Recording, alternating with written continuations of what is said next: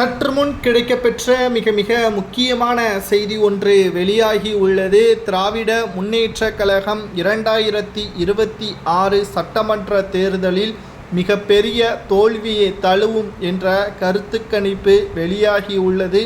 அதற்கு மிக முக்கியமான காரணமே திமுகவின் அமைச்சர்கள்தான் என்ற செய்தியை தான் நாம் இப்பொழுது பார்க்க போகிறோம். அமைச்சர் துரைமுருகனில் இருந்து அமைச்சர் ஆர்.கே. பன்னீர்செல்வம் வரை திமுகவில் தொடர்ச்சியாக அவப்பெயரை அவர்களே ஏற்படுத்தி கொண்டுள்ளார்கள்.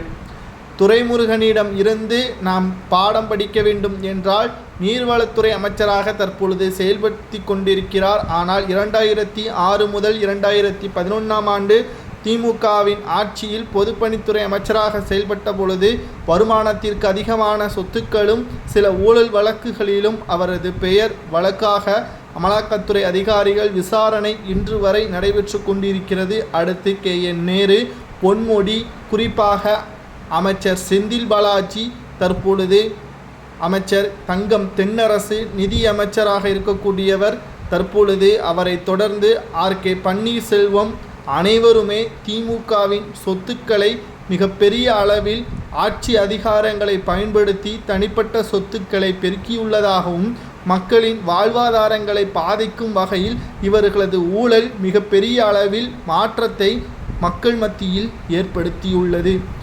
இவர்கள் ஆட்சி அமைத்து மக்களுக்கு சொன்ன 545 வாக்குறுதிகளை நிறைவேற்றிவிட்டால் நிச்சயம் இவர்கள் என்ன வேண்டுமானாலும் செய்து கொள்ளலாம் என்று மக்கள் நினைப்பார்கள். ஆனால் 545 வாக்குறுதிகளில் 20% கூட நிறைவேற்றாமல் மக்களை ஏமாற்றிய திராவிட முன்னேற்றக் கழகத்தின் தலைவரும் தமிழக முதல்வர் ஸ்டாலின் அவர்கள் பொருளாதாரத்தை மிகப்பெரிய அளவில் மாற்றத்தை தமிழக மக்கள் பாதிப்புக்கு உள்ளாக்கிவிட்டார். பத்திரப்பதிவுத்துறையாக இருக்கட்டும், இன்னும் பல துறைகளில் அதிக அளவு மக்கள் பயனடையக்கூடிய வகையில் இதற்கு முன்னால் அதிமுகவின் ஆட்சியில் கொண்டு வந்த அனைத்து திட்டங்களும் பறிக்கப்பட்டு முழுமையாக மக்கள் பணத்திற்கு கஷ்டப்படக்கூடிய நிலைமைக்கு உருவாக்கிவிட்டார்கள் திமுகவின் ஆட்சியில் என்றும், அது மட்டுமல்ல திமுகவினர்கள் கொடுக்கின்ற அந்த 20% மக்களின் வாழ்வாதாரத்தை பெருக்குகிறதோ இல்லையோ அதை வைத்து திமுகவின் அமைச்சர்கள் நக்கலும் கிண்டலும் செய்து வருகிறார்கள்.